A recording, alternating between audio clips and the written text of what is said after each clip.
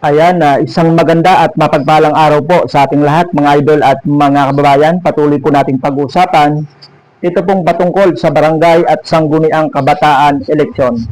So, yung iba po nating mga kababayan nadismaya at hindi po nagustuhan ang naging desisyon ng ating pong kataas-taasang hukuman o Supreme Court patungkol po doon sa petisyon na inihain ni Atty. Romulo Macalintal, ni Barry Time ng Las Piñas, ni Puji, at nito pong si Hidalgo, na kung may question doon po sa legality ng Republic Act 12232 mga bayan. Sapagkat yung naging desisyon, yung naging hatol ng Supreme Court doon sa Republic Act 12232 mga idol at mga kababayan ay constitutional. Ibig sabihin ay wala daw po kuno, wala daw linalabag o nilalabag na batas yung Republic Act 12232. So basahin ko po sa inyo mga bayan ito hong official statement o pahayag ng ating pong Supreme Court of the Philippines. Ito po mga kababayan.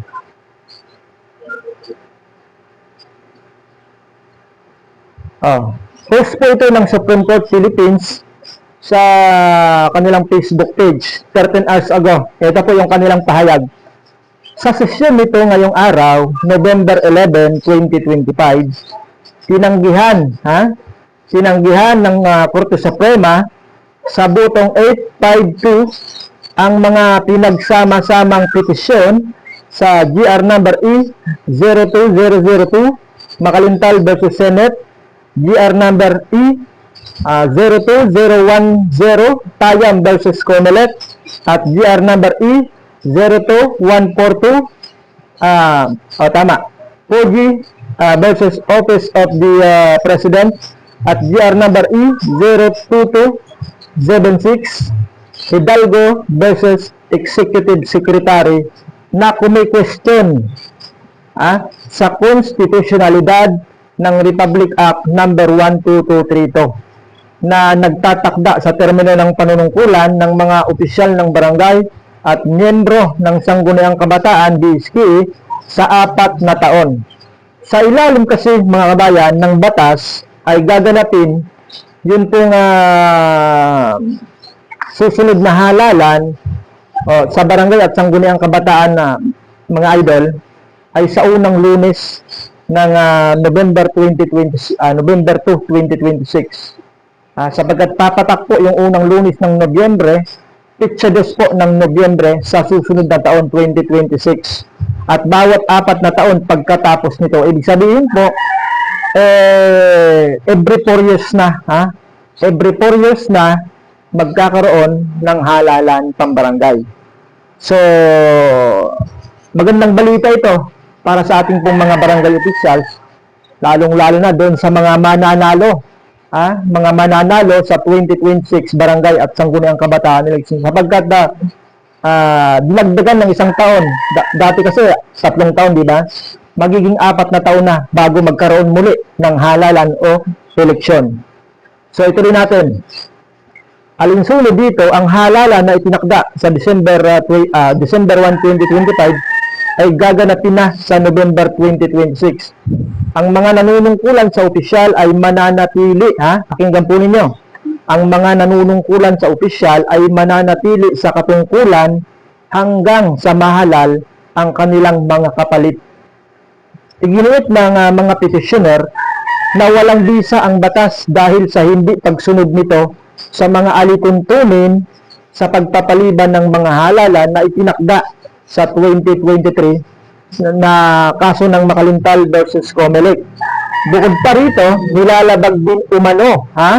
nilalabag din umano ng batas ang karapatan ng publiko na bumoto at labis na pinapaboran ang mga opisyal ng barangay at SK.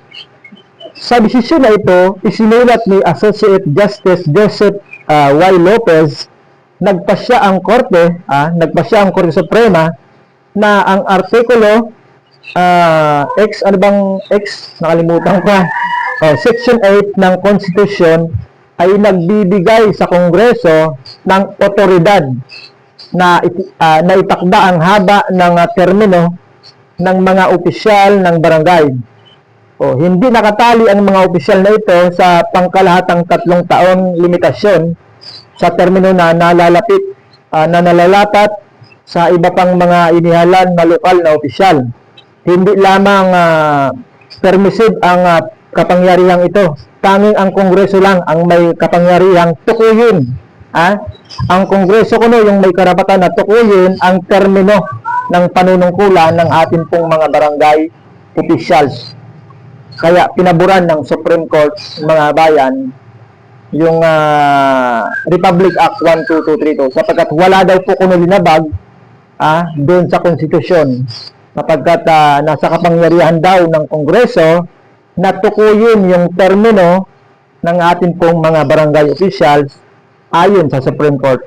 Nilaw pa ng Supreme Court na isang term setting law ang RA 12232 para sa mga opisyal ng barangay at SK na nagtatatag ng 4 na taong termino at nagbabawal sa magkasunod na termino para sa mga opisyal ng sangguniang kabataan. Ibig sabihin po, magiging 4 na taon yung panunungkulan ng ating pong mga barangay officials.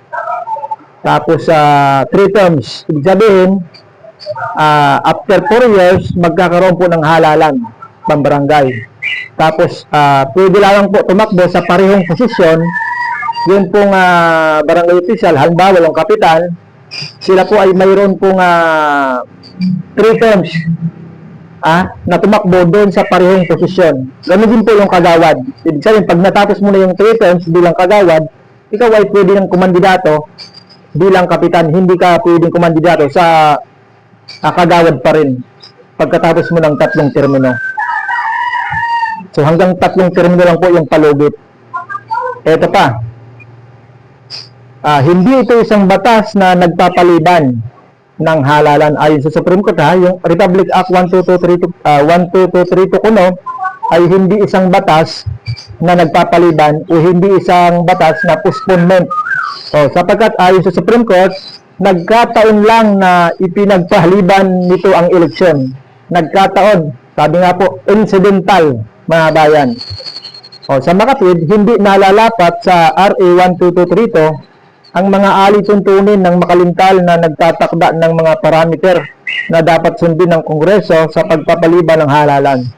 Sinabi rin ng Korte na hindi nilalabag ng batas ang karapatan ng publiko na bumoto dahil hindi nito inaalis o sinususpinde ng walang katapusan ang halalan sa BSKA. Binabago lamang nito ang pagitan mula 3 hanggang 4 na taon.